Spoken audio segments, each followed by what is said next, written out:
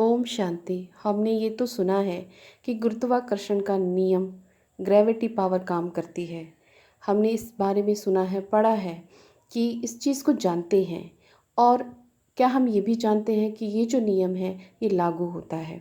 सिर्फ इसलिए नहीं कि फल पेड़ पे लगा है वो नीचे गिरा तो नीचे ही गिरना है, कोई चीज़ उछालेंगे तो वो नीचे गिरा तो नीचे ही गिरना है। सिर्फ इसीलिए नहीं, ये हमारे जीवन में भी कार्य करता है, हम पे भी लागू होता है। जैसे कि कभी कभी आपने देखा होगा या मोस्टली लोगों ने देखा है कि हम कोई कार्य के लिए उत्सुक होते हैं, जाते हैं या कोई भी कार्य हम करते हैं। पढ़ाई के लिए कुछ खरीदना है, कुछ बुक्स लेने जाना है या कोई अच्छा कार्य करने के लिए जाना है, या तो गाड़ी ख़राब हो गई, स्कूटरी का टायर पंचर हो गया, उस वक्त कोई आ गया, है ना, कोई डिस्टर्ब हो गए, कोई शोर हो गया, कोई ज़्यादा मेहमान आ गए, ऐसा होता है तो हम कर नहीं पाते। ऐसा क्यों होता है?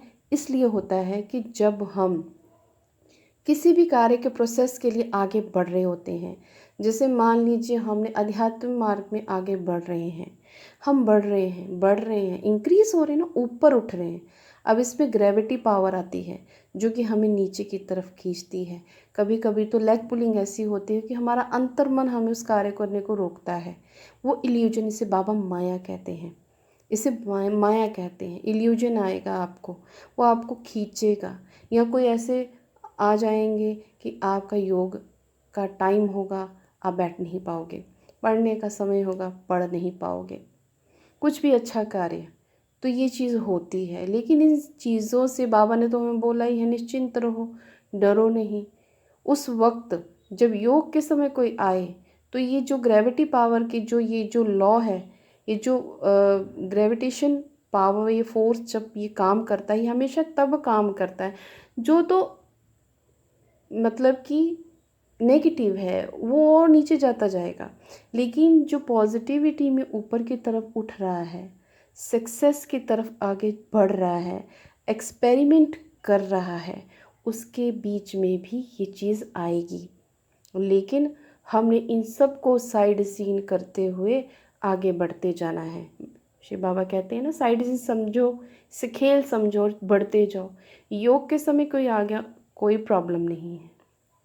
हमने अगर उन्हें पता है कि हम योग का समय है, पहले तो वो लोग आएंगे नहीं, अगर आ भी गए तो नो प्रॉब्लम, कर्म योगी की अवस्था में आए, मन ही मन बाबा से योग लगाते रहें और कार्य करते रहें। अगर कोई ऐसी चीज़ आपको डिस्टर्ब कर रही है, आपकी मन की अवस्था, तो उसे बाबा का स्नेह देकर, बाबा आप प्यार के सागर हो बोल करके अपने मन को शांत करें और आगे बढ़ें। पढ़ाई के लिए, किसी अचीवमेंट के लिए ये चीज़ लेग पुलिंग हो रही है, किसी चीज़ के लिए कुछ हो रहा है, तो उसके लिए भी आप ये विधि अपना सकते हैं, क्योंकि ये तो अपनी पावर, ये जो पावर है ये तो अपना काम करेगी ही करेगी, ग्रेविटी पावर। लेकिन हमने इसके ऑपोजिट काम करना है। हमें इल्यूजन आएगा, माया आएगी, परिस्थिति के तौर पे, लोगों के तौर पे, अपने मन के चिंतन के तौर पे, लेकिन हमने आगे बढ़ना है, इस चीज़ पे ध्यान नहीं देना है, इसे साइड करते जाना है। कई बार कई आत्माएं नज़र आती हैं जिनका चिंतन, लेकिन उसमें डूबना नहीं है, बहना नहीं है। उन्हें आपका कल्याण हो कह के साइड करना है, बोलना है कि मेरा तो ध्यान बाबा की तरफ है, मैंने तो बाबा की तरफ ही ध्यान देना है। पढ़ते वक्त आता है आपका कल्याण हो बोल के, मैंने तो सिर्फ पढ़ाई करनी, मैंने इस तरफ ही देखना है। कोई और कार्य की तरफ, मैं किसी भी अच्छे कार्य के लिए अगर ऐसा कुछ होता है तो सबकी टेक्निक्स हैं, सबकी टेक्निक्स हैं, इसे यूज़ करें और अपने प्रगति की तरफ आगे बढ़ें। ये कुछ नहीं है, मात्र इल्यूजन। बाबा कहते हैं ना, सामने की परिस्थिति देख के फैसला मत लो, उसके पीछे जो अच्छा है वही होना है, और हमारा कल्याण लिखा ही हुआ है, होना ही होना है।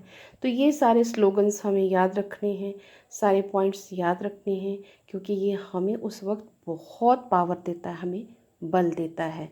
तो ये ग्रेविटेशन जो पावर है ये बहुत काम करती है, सभी चीज़ों में काम करती है।